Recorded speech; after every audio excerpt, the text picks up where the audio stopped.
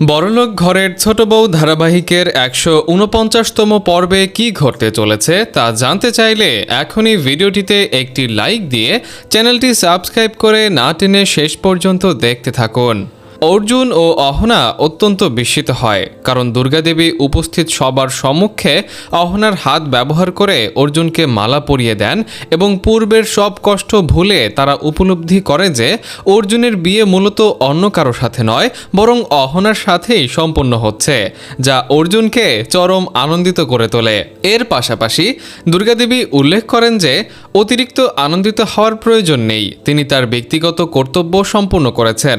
তবে সম্পূর্ণ পরিবারকে বিষয়টি কিভাবে অবগত করা হবে তা নিয়ে চিন্তার বিষয়। দর্শকবৃন্দ, অর্জুনের পিসিমা পুনরায় অহনার প্রতি নেতিবাচক আচরণ প্রদর্শন করবেন কিনা তা জানার জন্য চ্যানেলটি সাবস্ক্রাইব করুন এবং ভিডিওটিতে লাইক প্রদান করে সাথেই থাকুন। দর্শক, বড়লোক ঘরের ছোট বউ ধারাবাহিকের ১৪৯তম পর্বের প্রারম্ভিক অংশে প্রদর্শিত হবে যে অতিথি নারী দুর্গাদেবীর কাছে নিজের ত্রুটি স্বীকার করে ক্ষমা প্রার্থনা করেন এবং তাকে একজন মহৎ হৃদয়ের মানুষ হিসেবে আখ্যায়িত করেন। তাৎক্ষণিকভাবে দুর্গাদেবী সহাস্যে তাদেরকে আনন্দ উদযাপনের নির্দেশ প্রদান করেন। ঠিক সেই মুহূর্তে সত্যমামা দুর্গাদেবীকে সম্বোধন করে তার মানসিক উদারতার প্রশংসা করেন। তখন দুর্গাদেবী প্রত্যুত্তরে জানান যে জীবনসঙ্গী ব্যতীত তার অতিবাহিত সময়গুলোর প্রত্যক্ষ সাক্ষী স্বয়ং সত্য ভাই। জীবনসঙ্গী ছাড়া একাকী সময় পার করা কতটা যন্ত্রণাদায়ক সেটি তিনি গভীরভাবে উপলব্ধি করতে পারেন।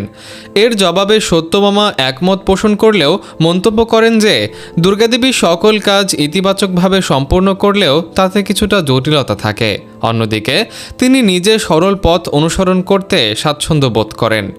এই মন্তব্যের পর দুর্গাদেবী প্রশ্ন করেন যে তাকে জিলাপির মতো জটিল প্রকৃতির মানুষ হিসেবে চিহ্নিত করা হচ্ছে কিনা। তাৎক্ষণিকভাবে সত্যমামা বিষয়টি অস্বীকার করেন। এরপর দুর্গাদেবী সময়ের তাগিদ দিয়ে সেখান থেকে প্রস্থানের কথা বলেন এবং পরবর্তী দৃশ্যে দেখা যায় অহনা অর্জুনকে বরের সাজে প্রস্তুত হতে সহায়তা করছেন এবং তাকে দ্রুত তৈরি হওয়ার তাগিদ দিচ্ছেন। সেই সময়ে অর্জুন অহনাকে জানান যে তিনি কোনো অবস্থাতেই দ্বিতীয়বার বিবাহ বন্ধনে আবদ্ধ হতে ইচ্ছুক নন। তাকে ব্যতীত অন্য কোনো নারীকে স্ত্রী হিসেবে মেনে নেওয়া তার পক্ষে অসম্ভব বলে তিনি স্পষ্ট করেন। তখন অহনা করজোরে অনুরোধ করেন যে সম্পূর্ণ পরিবারের সম্মতিতে আয়োজিত এই বিয়ের পদক্ষেপে যেন তিনি বাধা প্রদান না করেন। এমন সময় অর্জুনের মেজ ভাই টুকুন সেখানে উপস্থিত হয়ে জানান যে পরিবারের সকল সদস্য তাদের জন্য অপেক্ষারত আছেন এবং তাদের দ্রুত সেখানে যাওয়া প্রয়োজন।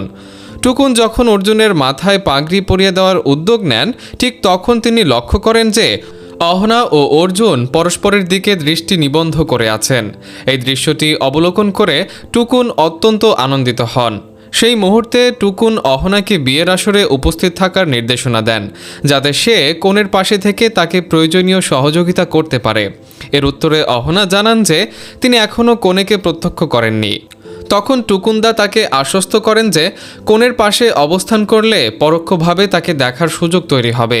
এই কথা শুনে অহনা প্রশ্ন করেন যে টুকুন্দা তাকে চোর হিসেবে বিবেচনা করছেন কিনা। টুকুন্দা তৎক্ষণাৎ জানান যে তিনি নিছক রসিকতা করেছেন এবং সময়ের স্বল্পতার কারণে তাদের দ্রুত প্রস্থান করতে হবে। পরবর্তীতে দেখা যায় বিয়ের আসরে এক নারীকে কনের সাজে উপবিষ্ট রাখা হয়েছে। ঠিক সেই সময়ে অর্জুনের বরের বেশে সেখানে উপস্থিত করানো হয়। অর্জুনের অনুগামী হয়ে অহনাও সেই স্থানে এসে পৌঁছান। তখন দুর্গাদেবী অহনাকে নির্দেশ দেন যে শুধুমাত্র দাঁড়িয়ে না থেকে তার উচিত নতুন বউকে সহযোগিতা করা। তাকে কনের প্রয়োজনীয় সকল বিষয়ে সাহায্য করার দায়িত্ব অর্পণ করা হয় এবং কনের পাশে বসার নির্দেশ দেওয়া হয়। এরপর অহনা কনের পাশে গিয়ে অবস্থান গ্রহণ করেন এবং পরিবারের সদস্যরা তা দেখে মৃদু হাসতে থাকেন। অহনা নতুন বউয়ের দিকে তাকালে লক্ষ্য করেন যে মেয়েটি সম্পূর্ণ ঘোমটায় আবৃত অবস্থায় বসে আছে। এই দৃশ্য দেখে অহনা মানসিকভাবে ধারণা করেন যে মেয়েটি হয়তো বিয়ের প্রতি অত্যাধিক আগ্রহী। তার শারীরিক গঠন দেখে তাকে অপ্রাপ্ত বয়স্ক বলে মনে হচ্ছিল। তাছাড়া মেয়েটি অত্যন্ত রূপবতী এবং গুণবতী হিসেবে পরিচিত হলেও তাকে দেখার কোনো সুযোগ পাওয়া যাচ্ছিল না। অন্যদিকে অর্জুনও মনে মনে চিন্তা করতে থাকেন যে তিনি হয়তো সকলের সামনে এই বিয়েতে নিজের অসম্মতির কথা স্পষ্টভাবে ঘোষণা করবেন। তাছাড়া মেয়েটির ঘোমটা দিয়ে থাকার বিষয়টিও তার ভাবনার বিষয় হয়ে দাঁড়ায়। তিনি উপলব্ধি করেন যে তার পক্ষে এই বিয়ে সম্পন্ন করা সম্ভব নয় এবং সেখান থেকে পলায়নের চিন্তা তার মাথায় আসে। পরবর্তীতে তিনি পরবর্তী করণীয় নিয়ে দ্বিধাগ্রস্ত হয়ে পড়েন। অর্জুন টুকুনদাকে ডাকার চেষ্টা করলে তিনি জানান যে বিয়ের আনুষ্ঠানিকতা সমাপ্ত হওয়ার পূর্বে কোনো ধরনের আলোচনা করা যাবে না। এরপর টুকুন উচ্চস্বরে ঘোষণা করেন যে আনন্দ উদযাপনে আগে পুরুষ নাকি নারীরা অংশগ্রহণ করবে তা টসের মাধ্যমে নির্ধারণ করা হবে।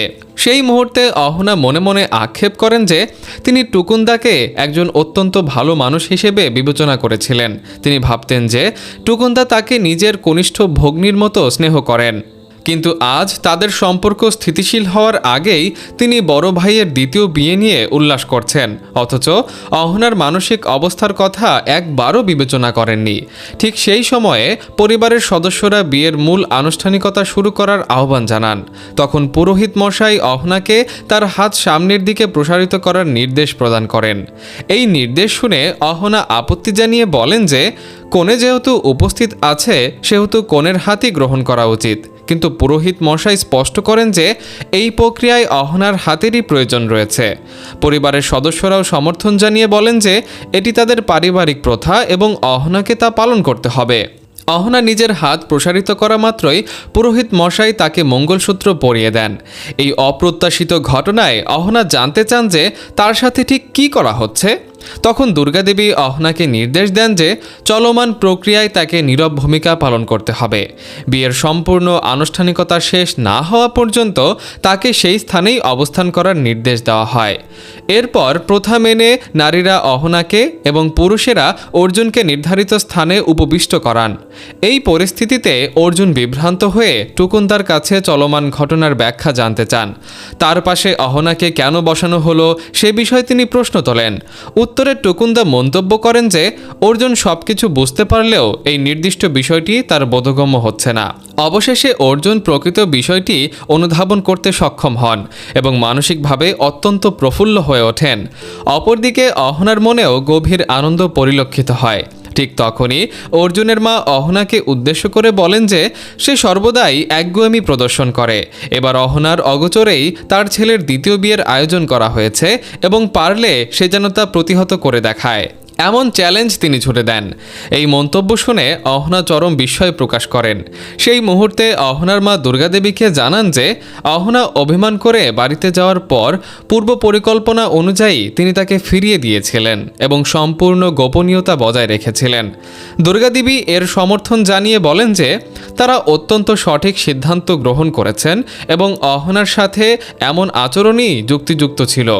পরবর্তীতে দেখা যায় অহনার চোখ থেকে অবিরত অশ্রু নির্গত হচ্ছে। এটি অবলোকন করে দুর্গাদেবী প্রশ্ন করেন যে এমন আনন্দঘন মুহূর্তে সে কেন ক্রন্দনরত। তখন সত্যমামা ব্যাখ্যা করে যে এই অশ্রু মূলত আনন্দাশ্রু। এরপর অহনার হাত দিয়ে অর্জুনকে মালা পরানো হয় এবং অর্জুনও তাকে পাল্টা মালা পরিয়ে দেন। উপরোক্ত দুর্গাদেবী উল্লেখ করেন যে পরিবারের কাউকে অবগত না করেই তিনি এ দায়িত্ব সুচারুভাবে সম্পন্ন করেছেন। এর ফলে পরিবারে যে উত্তপ্ত পরিস্থিতির সৃষ্টি হবে তা সামাল দিতে এবং সকলকে বোঝাতে তিনি সবার সহযোগিতা কামনা করেন। পরবর্তী দৃশ্যকল্প সম্পর্কে অবগত হতে হলে আগামী বিশ্লেষণমূলক ভিডিওটি দর্শন করা আবশ্যক।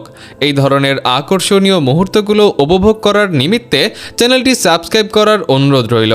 সকলের সুস্থতা কামনা করে আগামী ভিডিওটিতে পুনরায় যুক্ত হওয়ার প্রত্যাশা ব্যক্ত করা হলো। ধন্যবাদ।